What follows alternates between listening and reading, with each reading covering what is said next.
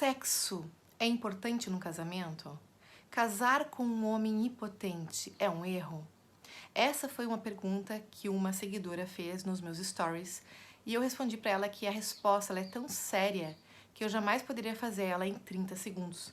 Então eu disse, eu vou fazer um vídeo de GTV para que você entenda um pouco mais, uma visão mais ampla sobre relacionamento conjugal. Então eu te convido a ficar até o final desse vídeo porque pode ser útil para o seu relacionamento atual, tá bom? Então vamos lá. Nós sabemos que sexo é importante para um relacionamento? Sim. Mas dizer que é o suficiente ter como argumento que um casamento sem sexo ele vai estar fadado ao fracasso, principalmente dentro do seu início, pode ser uma redução muito séria. Por isso que eu quero explicar para você, eu sou terapeuta de casal, então eu trabalho com casais há mais de 18 anos. Então eu não posso simplesmente reduzir essa informação a algo como, sim, é um perigo, sai dessa, né, parte para outra, aquela coisa toda. Então a gente precisa entender um pouquinho mais, não vou poder abranger tão profundamente, mas eu vou falar de modo geral aquilo que você precisa saber. Bom, existe um grande psicólogo chamado Victor Dias, psicodramatista, e ele tem esse livro aqui chamado Vínculo Conjugal na Análise Psicodramática. Esse livro, ele relata, ele traz a compreensão que o Victor Dias tem em relação à estrutura do casamento. Ele diz que um relacionamento, ele começa geralmente com uma estrutura em base de 3 pilares, sendo que um deles é o mais fundamental, que é o de início, é como se fosse o pilar mestre, e os outros 2 eles vêm junto. Quais são esses pilares? Então, nós temos o vínculo chamado vínculo amoroso, o vínculo compensatório e o vínculo de conveniência. O que é o vínculo? Nesse sentido, o vínculo é aquilo que realmente aproxima, que traz como comum nesse relacionamento de casal, que diz assim, que é como se lá no final você diz, eu quero ficar com você, eu preciso ficar com você, eu quero essa relação pra mim. E aí se estabelece um vínculo, e esse vínculo, ele é complementar, ou seja, né, ela quer os dois, eles acabam ficando juntos. No entanto, muitos casais, eles têm como início um vínculo amoroso, ou um vínculo compensatório, ou um vínculo de conveniência. Por que eu tô falando isso? Porque se o relacionamento ele tem como base o vínculo amoroso, um dos pilares mestres do vínculo amoroso é a sexualidade, ou seja, o sexo ele é fundamental. Quando você tem aquela paixão inicial, aquele amor e tem um vínculo sexual muito importante, um vínculo também afetivo, que é de olhar para a pessoa, gostar do jeito que ela é, como ela se mexe, como ela anda, o jeito que aquela pessoa tem esse afeto, e tem o vínculo de intelectualidade, ou seja, é uma atração intelectual, ou seja, aquilo que a pessoa pensa é parecido com o que eu penso, eu passo a admirar essa pessoa, os nossos valores são parecidos. Então, tudo isso está dentro do vínculo amoroso. Lembrando, tem o vínculo amoroso, o vínculo compensatório e vínculo de conveniência. Se o teu relacionamento ele tem como base um vínculo amoroso, você vai identificar o seguinte, que quando você conheceu o seu par, as primeiras reações que você teve foram de muita conexão. Então, assim, existe uma atração sexual grande, existe uma vontade de ficar pertinho, é algo que é caloroso, que é quente, que às vezes você não conseguia nem explicar direito, né? Mas existe algo ali que aproxima, que encanta ambas as partes, especialmente se a motivação para ficar junto foram dos 2 vínculo amoroso. Então os 2 ficam muito conectados. Mas não é sempre assim que o relacionamento conjugal nasce. Isso que eu quero que vocês entendam. Por isso que essa resposta para essa cliente não podia ser simplesmente sim ou não. Por exemplo, quando existe um vínculo de conveniência, é quando um relacionamento ele nasce por interesse pessoal, individual e também do próprio casal. Vou dar exemplos. Imagina que uma moça é criada numa família onde existe um contexto de agressividade, onde ela talvez seja a filha mais velha, e aí ela é extremamente envolvida para aquela família para cuidar dos irmãos, cuidar da mãe, às vezes o papai é agressivo com a mãe, ela fica naquela função, e aí dentro dela ela tem um desejo de sair daquela situação, então ela já tem idade, digamos que ela já alcançou seus 18 anos, 20, 21 anos, sei lá, e ela tem idade para se casar. E então surge na cidade, isso era muito comum antigamente, surge na cidade um rapaz que se interessa por ela e ela, como conveniência, aceita se casar com ele. Mas se tu para pra pensar no profundo disso, por que ela quis casar com ele? Porque ela queria sair dessa família, ela queria, digamos assim, ter uma outra vida que não fosse cuidar da família toda, porque ela ter se colocado naquela situação. Então, nesse vínculo de conveniência, ou seja, ela sai da família, se casa, vai para um outro lugar, o vínculo de principal estrutura mestra dessa relação vai ser a conveniência. Quando que a relação de conveniência pode ser um grande problema? Quando ela não declarada. Como assim? Quando ela engana, digamos assim, uma pessoa engana a outra de que é apaixonada, de que ama e tal, mas no fundo ela sabe que é conveniência. Sheila, mas é possível uma relação dar certo sendo de conveniência? Sim, é isso que eu quero dizer pra você. Às vezes acontece de o casal se combinar alguma coisa. Isso é mais comum do que você possa imaginar. Não é só o frio na barriga que atrai as pessoas, é muitas vezes a conveniência, a relação de futuro.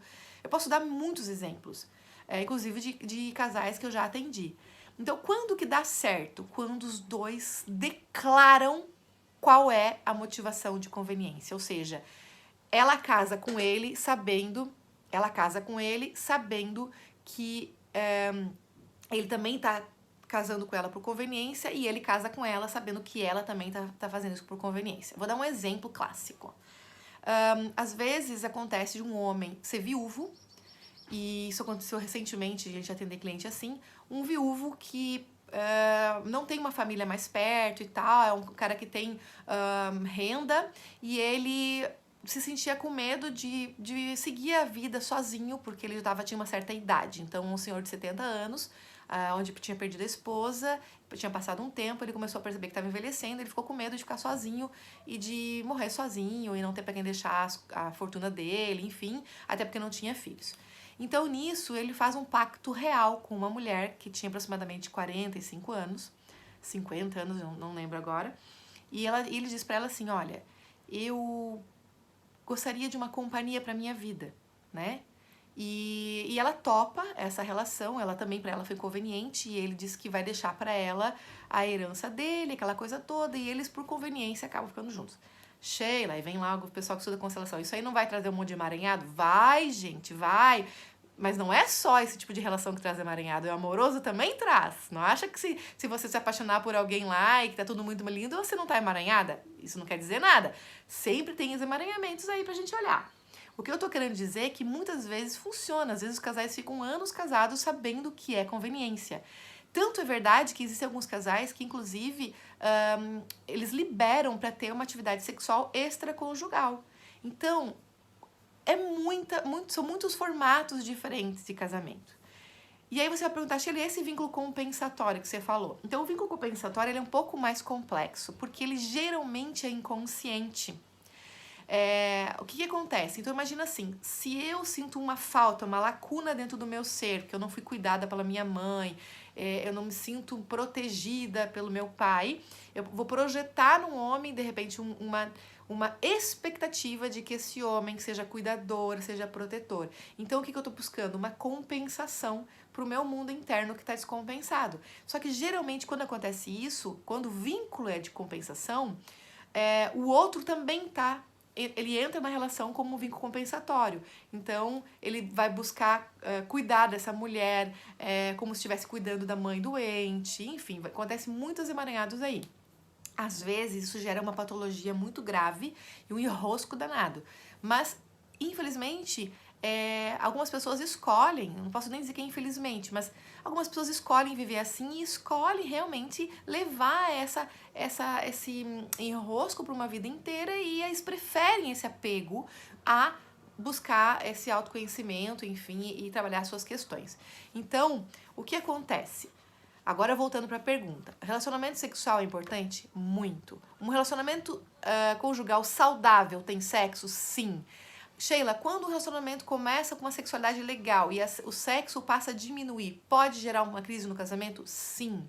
Porque a verdadeira conexão do casal, ela é principalmente a mais saudável, ela é também sexual. Então, se você simplesmente negligencia a sexualidade, você pode estar gerando uma dívida naquele equilíbrio que o Bert Hellinger explica. Então, pensa nessa pergunta dessa minha cliente. Se eu me casar com um homem impotente é um erro? Eu quero que você entenda que se você toma a decisão de se casar com esse homem, você tem que saber da onde que você está tomando essa decisão. Como é que é a estrutura vincular do casamento, do relacionamento de vocês? Ela é por vínculo amoroso? É uma relação que é por vínculo compensatório? Ou é uma relação por vínculo de conveniência? Porque se você tiver um vínculo de conveniência e você tiver certeza de que não é sexo que te importa, você não quer sexo, quer abrir mão disso porque ele tem alguma coisa para te dar. Vamos imaginar que ele é milionário e você se sente muito mais segura nisso e você quer casar com um homem assim. Bom, você vai ter que arcar com as consequências disso, de ficar sem o sexo, mas você precisa declarar a sua intenção. Essa é a grande questão. Essa é a mais importante. Quando existe um vínculo de conveniência, você precisa ser muito clara. Você precisa dizer, estou casando com você por conta de interesses. Porque eu quero que você ajude a criar os meus filhos, se você for, digamos que você tenha filhos pequenos. Ou porque eu quero que você me sustente a vida inteira. Mas é importante declarar. A única coisa que realmente destrói um casamento é quando as intenções são encobertas. Ou seja, eu vou casar e fazer de conta que tá tudo bem, mas chega no meio do caminho eu não sustento isso. Então entenda que se você casar com uma pessoa que tem dificuldade de manter um relacionamento sexual e você sabe disso e sabe que isso pode ser um peso, você vai gerar uma dívida nessa relação. Por quê? Porque você vai abrir mão da sua sexualidade, caso para você a fidelidade seja importante, mas ainda assim você vai abrir mão da sexualidade para se casar com esse homem. Então ele vai ter que estar sempre compensando essa sua postura de ter aberto mão da sexualidade, entende? Então pode gerar um desnível bem grande. Outra coisa é, se você... Vamos imaginar que para você o sexo é muito importante, e para a maior parte das pessoas que estão curadas, que são desenvolvidas, é importante, você vai acabar casando e de repente você vai trair esse marido, trazendo muito mais descompensação. Então, Sheila, qual é a solução para esse caso? Ter uma conversa séria com ele. Explicar para ele declaradamente o quanto é importante para você o sexo, caso seja a questão, e que ele precisa de tratamento. Se ele tiver interesse de casar com você, você precisa ser principalmente verdadeira com o que você quer. Entende? É muito importante você ser verdadeira com as suas próprias intenções, para que ele também possa assumir a responsabilidade sobre as questões dele. Tudo bem? Eu sei que é mais complexo esse meu conteúdo aqui hoje, mas é muito conteúdo de casal, então espero ter ajudado a pelo menos fazer você pensar, ou você que está assistindo aqui de modo geral, a pensar como é que é o seu vínculo conjugal e o que está sendo importante aí na sua relação. Então pensa, como que você está nesse relacionamento hoje, o relacionamento que você vive, o que você quer realmente, se você está sendo verdadeiro sobre as suas intenções, tanto com você mesma, quanto com o parceiro. A verdade é o que importa, porque é a essência do casal. Então a essência do casal precisa ser nutrida, e isso é fundamental, tá bom? Grande beijo.